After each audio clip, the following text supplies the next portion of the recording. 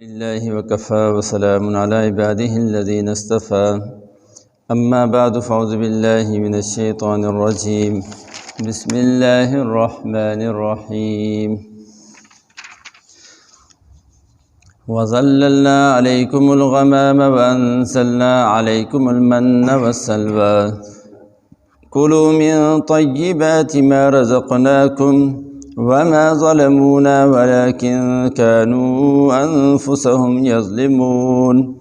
وإذ قلنا ادخلوا هذه القرية فكلوا منها حيث شئتم رغدا وادخلوا الباب سجدا وقولوا حطة نغفر لكم خطاياكم وسنزيد المحسنين فبدل الذين ظلموا قولا غير الذي قيل لهم فأنزلنا على الذين ظلموا رجزا من السماء بما كانوا يفسقون صدق اللہ العظیم۔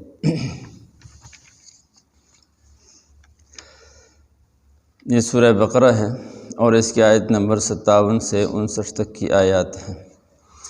اللہ جل جلالہ فرماتے ہیں وَظَلَّلْنَا عَلَيْكُمُ الْغَمَامَ، اور ہم نے تمہارے اوپر بادل کا سایہ کیا،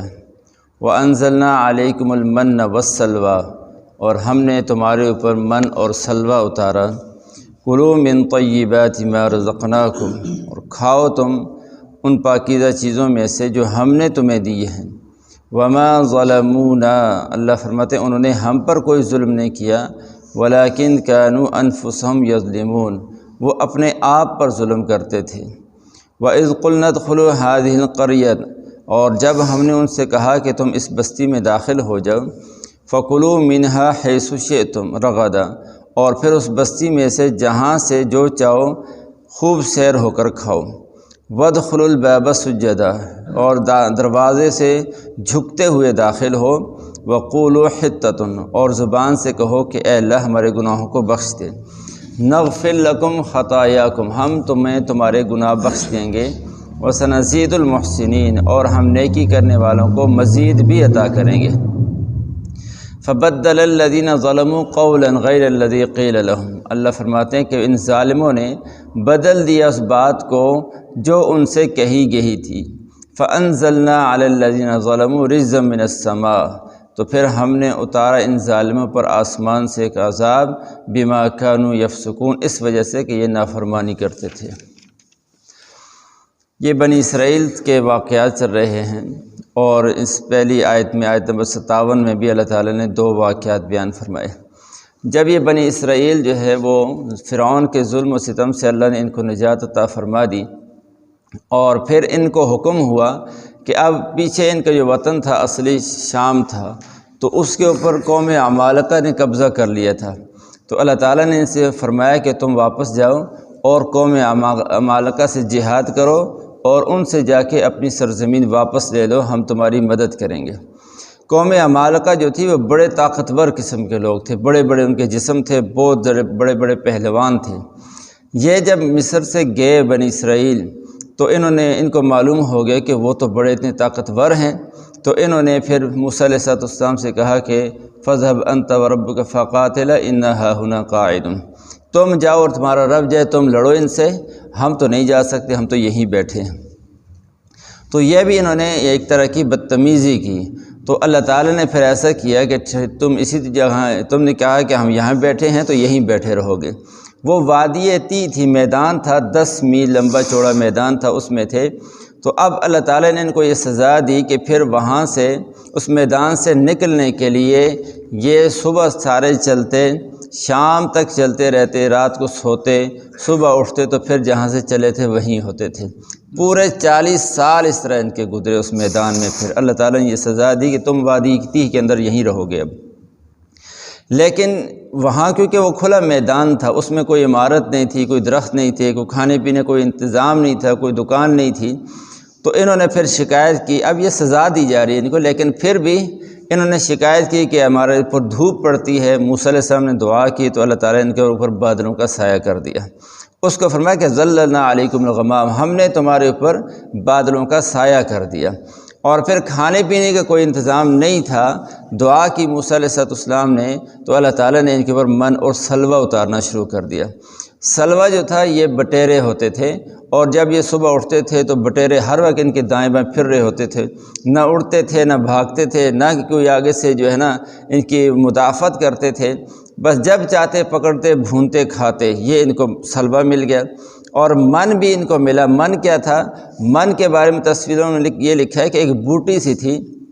اور اس کے ساتھ کوئی چیز لگتی تھی، وہ میٹھی ہوتی تھی، تو وہ وافر مقدار میں اللہ تعالیٰ نے پوری اس وادی کے اندر پیدا کر دی اور یہ اس کو کھاتے تھے۔ اور ایک قول یہ ہے کہ یہ رات کو اوس پڑتی تھی اور صبح کو وہ کوئی کسی میٹھی چیز کے اندر تبدیل ہو جاتی تھی۔ گویا نمکین بھی اور سویٹ بھی دونوں اللہ تعالیٰ نے ان کے لیے وہاں انتظام کیا ہوا تھا، لیکن اس کی بھی انہوں نے ناشکری کی۔ اور اللہ فرمایا کلوا من طیبات ما رزقناکم، تم کھاؤ اور ان چیزوں میں سے جو ہم نے تمہیں دی ہیں، لیکن فرمایا وما ظلمونا ولکن کانوا انفسهم یظلمون، انہوں نے ہمارے اوپر ظلم نہیں کیا بلکہ اپنے آپ پر ہی ظلم کرتے تھے۔ اس میں بھی اللہ تعالیٰ نے فرمایا کہ تم نے اس کو سٹور نہیں کرنا، رکھنا نہیں ہے، بس وقتی طور پر اس کو کھا سکتے ہو۔ انہوں نے اس کو سٹور کرنا بھی شروع کر دیا، اور آگے چل کے آ رہا ہے کہ انہوں نے پھر کہا کہ ہم یہ من اور سلوہ کھا کھا کے تھکے ہیں، ہم سے بٹیرے نہیں کھانے ہوتے، ہم تو دال کھائیں گے، پیاز کھائیں گے، تھوم کھائیں گے ہم۔ تو اس کا ذکر اگلی آیات میں آ رہا ہے۔ تو اللہ فرما رہے ہیں کہ اس حال میں بھی ہم نے ان کے ساتھ کتنا کچھ کیا، لیکن اس حال میں بھی انہوں نے اللہ تعالیٰ کی ناشکری کی اور پھر بھی بار بار نعمتوں کی ناقدری کرتے رہے۔ اچھا، وہاں یہ کھانے پینے کا یوں انتظام ہو گیا، اور جب پانی کی ضرورت پڑتی تھی تو پھر موسیٰ علیہ السلام سے کہتے، ان کا پتھر تھا اس پر وہ لاٹھی مارتے تھے، اس سے 12 چشمے نکلنا شروع ہو جاتے تھے، اور ان کے 12 قبیلے تھے تو ہر قبیلہ اپنے اپنے چشمے سے پانی پیتا تھا۔ اور کپڑے جو تھے وہ اللہ تعالیٰ نے ایسا انتظام کیا کہ ان کے کپڑے بھی، کیونکہ لباس تو ان کے پاس اور کوئی نہیں تھا، ایک ایک جوڑا تھا، تو وہ کپڑے میلے بھی نہیں ہوتے تھے، اور جو بچہ پیدا ہوتا تھا تو اس کو جو لباس پہنا دیا، جوں جوں بچہ بڑا ہوتا جا رہا ہے لباس بھی اس کے ساتھ ساتھ بڑا ہوتا جا رہا ہے۔ یعنی اتنا اللہ تعالیٰ نے ان کے ساتھ لاڈ کیا، پیار کیا، لیکن انہوں نے اللہ تعالیٰ کی ناشکری کی، انہوں نے پکا ارادہ کر رکھا تھا کہ ہم نے ہر حال میں ناشکری ہی کرنی ہے۔ تو اللہ فرماتے وما ظلمونا، انہوں نے یہ ناشکری کر کے ہمارا کچھ نہیں بگاڑا، ہمارا کوئی نقصان نہیں کیا بلکہ اپنے آپ کا نقصان کیا۔ اس سے معلوم ہوا کہ جب کوئی آدمی اللہ تعالیٰ کی نافرمانی کرتا ہے، گناہ کرتا ہے، تو وہ اللہ کا کچھ نہیں بگاڑتا، اللہ تعالیٰ کو کوئی نقصان نہیں پہنچاتا، نہ نقصان پہنچا سکتا ہے، بلکہ وہ اپنے آپ کا نقصان کرتا ہے، اس لیے کہ اس گناہ کے جو نتائج ہیں وہ اس کو خود